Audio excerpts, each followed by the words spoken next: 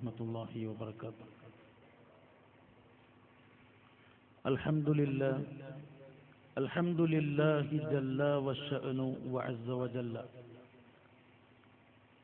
والصلاة والسلام على أشرف المرسلين سيدنا محمد صلى الله عليه وسلم وعلى آله وصحبه أجمعين. أما بعد.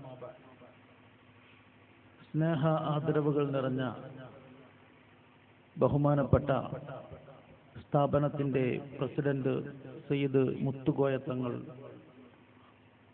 ബഹുമാനപ്പെട്ട zone SOS president KV തങ്ങൾ, ബഹുമാനപ്പെട്ട ഇസ്മായിൽ സഖാഫി ഉസ്താദ് അവറുകൾ, മറ്റു മുത്തഅല്ലിമീങ്ങൾ, പണ്ഡിതന്മാർ, നല്ലവരായ നാട്ടുകാർ, കാരണവന്മാർ, ഉമ്മമാർ, സഹോദരിമാർ, കുട്ടികൾ, അല്ലാഹു സുബ്ഹാനഹു വ തആല നമ്മയൊക്കെ അവന്റെ ജന്നാത്തുൽ ഫിർദൗസിൽ ഹബീബായ റസൂലുള്ളാഹി സ്വല്ലല്ലാഹു അലൈഹി വസല്ലം തങ്ങളോട് കൂടെ ഒരുമിച്ച് കൂട്ടി തരുമാറാവട്ടെ.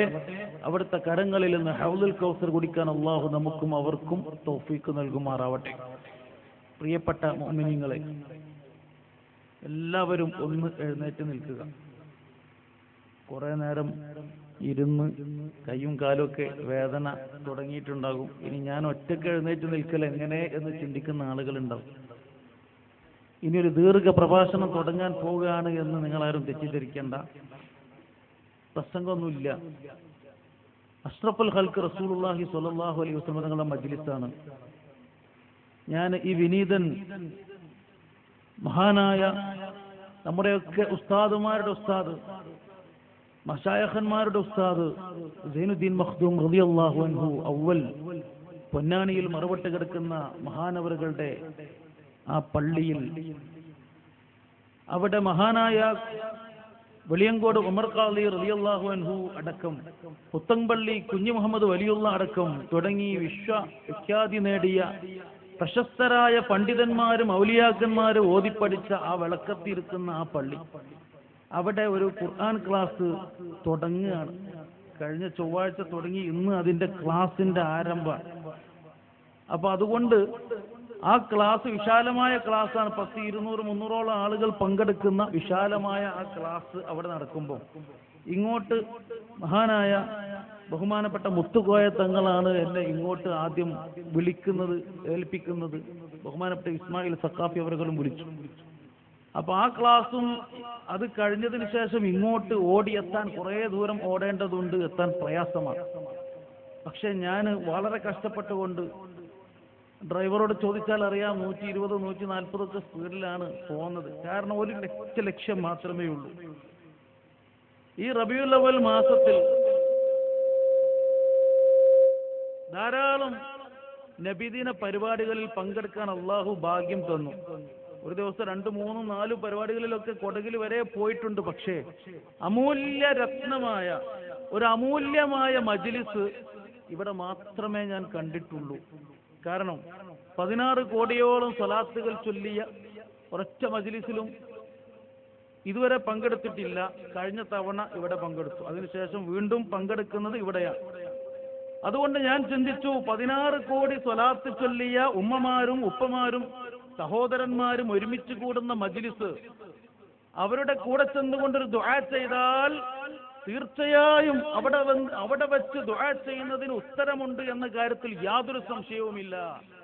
കാരണം ഒരു ദിക്ർ ഹൽക്ക നടത്തി ദുആർന്ന ഉത്തരമുണ്ട്, സ്വലാത്ത് ചൊല്ലി ദുആർന്നാൽ ഉത്തരമുണ്ട്. അത് 16 കോടി സ്വലാത്താണെങ്കിലോ ആ ഉത്തരത്തിന് ഒരു അറ്റമുണ്ടോ? ധാരാളം സയ്യിദന്മാരുണ്ട്, ഉസ്താദുമാരൊക്കെയുണ്ട്. അത് തന്നെ ബറക്കത്താക്കപ്പെട്ട സ്ഥാപനം. ഈ സ്ഥാപനത്തിനെ കുറിച്ച് ചിന്തിക്കുമ്പോൾ വലിയ അത്ഭുതമാണ്.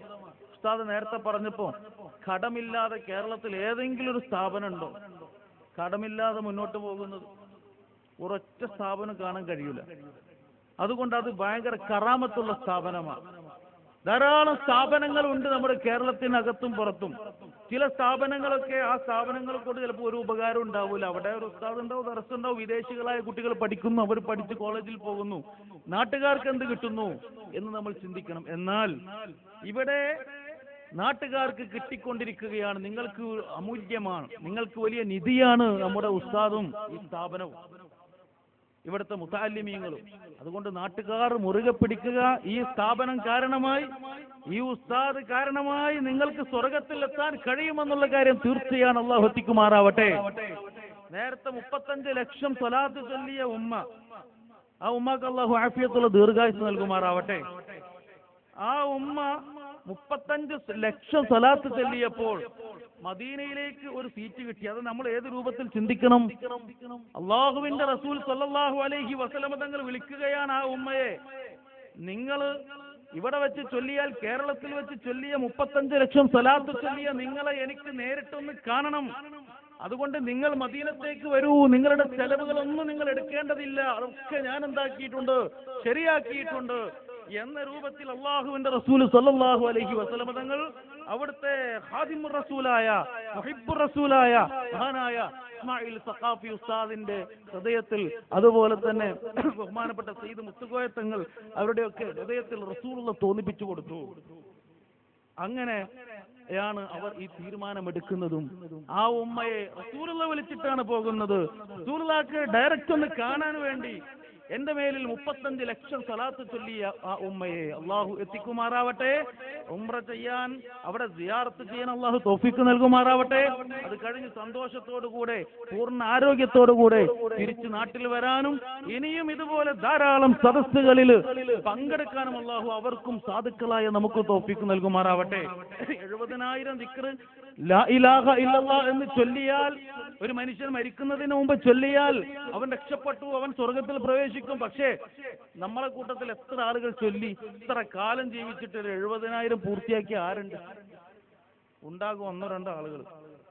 ഓരോരുത്തരും ചിന്തിക്ക്, ഞാൻ ചൊല്ലി 70,000 ദിക്ർ? ഇല്ല, ഇല്ല എന്ന് തന്നെ നമ്മളെ ഹൃദയം പറയുന്നത്. ചൊല്ലിയിട്ടുണ്ടെങ്കിൽ തന്നെ പല ചിന്തകളുമായി തീർച്ചു. എന്നാൽ അള്ളാഹുവിനെ ചിന്തിച്ചുകൊണ്ട് ചൊല്ലിയവരില്ല. അപ്പൊ 70,000 ചൊല്ലാൻ തന്നെ പ്രയാസമുള്ള നമ്മൾ 35 ലക്ഷം സ്വലാത്ത് ചൊല്ല എന്ന് പറഞ്ഞാൽ അത് അള്ളാഹു കൊടുക്കുന്ന വലിയ ഒരു നിഅമത്താണ്. അതുകൊണ്ട് അള്ളാഹു അവർക്ക് പോകാനുള്ള അനുമതി കൊടുത്തു. അതുപോലെ 17 ലക്ഷം ചൊല്ലിയ ആൾക്ക് റസൂലുള്ളാഹി സ്വല്ലല്ലാഹു അലൈഹി വസല്ലമ തങ്ങൾ ഇന്ത്യ രാജ്യം ആത്മീയമായി ഭരിക്കാൻ നിയോഗിച്ച ഇന്ത്യയുടെ സുൽത്താനായ സുൽത്താനുൽ ഹിന്ദ് ഖാജ മുഈനുദ്ദീൻ ചിശ്തി അജ്മീരി ഖദ്ദസല്ലാഹു തആല സിറഹുൽ അസീസ്, ബഹുമാനപ്പെട്ടവരുടെ അടുത്ത് ആദ്യം പോവട്ടെ, അവിടെ ചെന്ന് കാര്യങ്ങൾ പറയട്ടെ. എന്നതിന് ശേഷം അടുത്ത പോക്ക് ഇനി റസൂലുള്ളാഹിന്റെ അടുത്തേക്കായിരിക്കും. അള്ളാഹു തൗഫീഖ് നൽകുമാറാവട്ടെ. പ്രിയപ്പെട്ട മുഅ്മിനീങ്ങളെ, ഇതൊക്കെ അള്ളാഹു എത്തിച്ചു തരും. അതുകൊണ്ട് ഞാനിപ്പോ ഇവിടെ എഴുന്നേറ്റ് പ്രസംഗിക്കാൻ വേണ്ടിയല്ല. ആ റസൂലുള്ളാഹി സ്വല്ലല്ലാഹു, നിങ്ങളെ കൂട്ടത്തിൽ ഇനി ഇരിക്കാം, ഇനി ഇരുന്നോളൂ, പിന്നെ കുറച്ച് കഴിഞ്ഞിട്ട് വേണമെങ്കിൽ നിൽക്കാം. ആ നബി സ്വല്ലല്ലാഹു അലൈഹി വസല്ലമ തങ്ങളാണ് നമ്മളെ രക്ഷപ്പെടുത്താനുള്ളത്. ആ റസൂലുള്ളാഹി സ്വല്ലല്ലാഹു അലൈഹി വസല്ലമ തങ്ങളാണ് നാളെ മഹ്ശറ വൻസഭയിൽ എന്നെയും നിങ്ങളെയും നമ്മളെ മാതാപിതാക്കളെയും വേണ്ടപ്പെട്ടവരെയും മുഴുവനും രക്ഷപ്പെടുത്താനുള്ളത് റസൂലുള്ളയാണ് എന്ന കാര്യം നമ്മൾ മറന്നു പോവരുത്. മങ്കൂസ് മൗലിദിൽ മഹാനായിരിക്കുന്ന സൈനുദ്ദീൻ മഖ്ദൂം റളിയല്ലാഹു അൻഹു കൊടുത്തില്ലേ ചില വരികൾ, നമ്മളൊക്കെ അത് പാടിയതല്ലേ? അന്ത ഉമ്മുൻ അം അബുൻ മാ റഅയ്നാ ഫീഹിമാ മിസ്ല ഹുസ്നിക ഖത്തു യാ സയ്യിദി ഖൈറൻ നബി.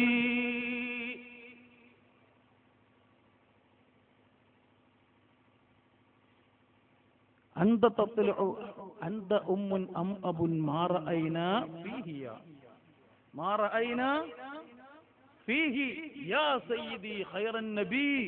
അള്ളാഹുവിന്റെ റസൂല് വിളിക്കണതിൽ നബിയെ ഉമ്മ, അന്ത ഉമ്മുൻ അം അബുൻ, നബിയെ അങ്ങ് ഉമ്മയാണോ? അം അബുൻ അല്ല നബിയെ അങ്ങ് ഉപ്പയാണോ? എന്നാൽ എന്റെ ഉപ്പയിലും എന്റെ ഉമ്മയിലും ഞാൻ മിസ്ല ഹുസ്നിക ഖത്തു യാ,